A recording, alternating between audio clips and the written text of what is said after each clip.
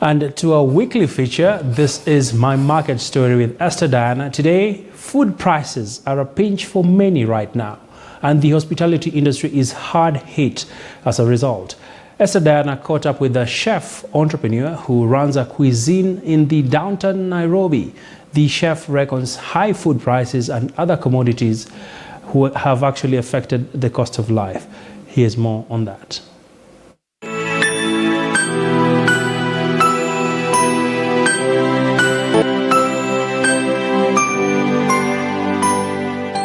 Affording a meal is an essential aspect of everyday life, but affording a quality delicacy on a budget is a luxury many cannot afford. Oscar Opio, a chef who once served in Qatar, now runs an Intercontinental cuisine in the downtown Nairobi. He tells us his market story. It has never been easy to be a chef and entrepreneur at the same time. You know, being an entrepreneur, it's quite different from cooking, because again, now you have to know all the corners. You know how to do your cost, you know, buying food from the market for it to come here in the restaurant, and you getting that profitability out of it. You need to know how to cost your food. I started around 2019. Starting a business, it's not a walking in the park. It demands a lot. I had to go to Middle East to get money to start a business. In the Middle East, they pay better than here in Kenya. So when I went, my main aim was to get capital to start the business restaurant. Now you see, I'm getting exposed to international cuisines. Me being in Qatar, I knew that when I came back, I knew how to come up with different type of cuisines. The Mexican, as I said earlier, the Mexican, the French, you know, and also African. So, you know, here I'm trying to mix. I'm trying to give it the African touch. You know, if you come out with if it is a Mexican, if it is real Mexican, you know, you need to find how our people will really absorb and accept it. It's very important to train your employees to match your feet, because in the business you will not be there fully. So first of all, we call it standard operating procedure. The response is very positive, because people want to associate themselves with uniqueness, something unique and nice.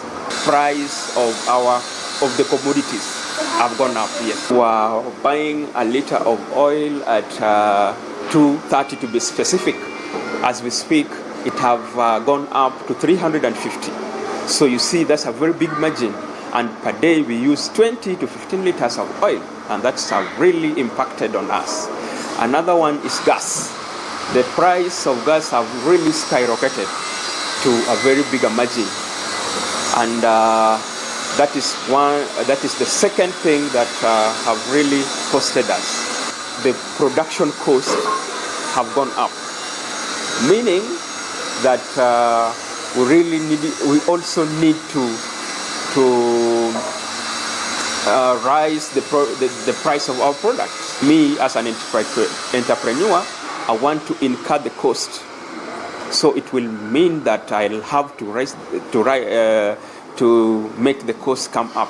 So the selling price will be up. So automatically the customer will complain. But the biggest challenge is this day-to-day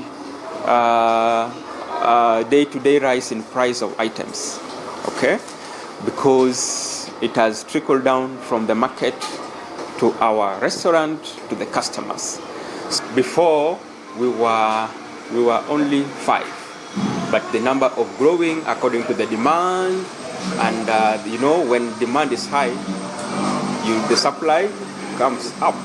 So I need to have a number of I need to have a number of waiters, number of chefs. By the way, but then I was the only chef here, but now I have 2 more chefs. So managing them, we now need to push sales. We are trying to push sales to have enough sales to pay my staffs. Now, we live in a global village where bilateral trade contributes largely to the economy. With Russia and Ukraine at war right now, fuel prices and wheat prices are already skyrocketing, and this will ultimately affect the food prices in our country. As we speak, Oscar Opio now fears that he'll have to increase his food prices as well. For KTN News, I'm Ndombi, Esther Diana, on my market story.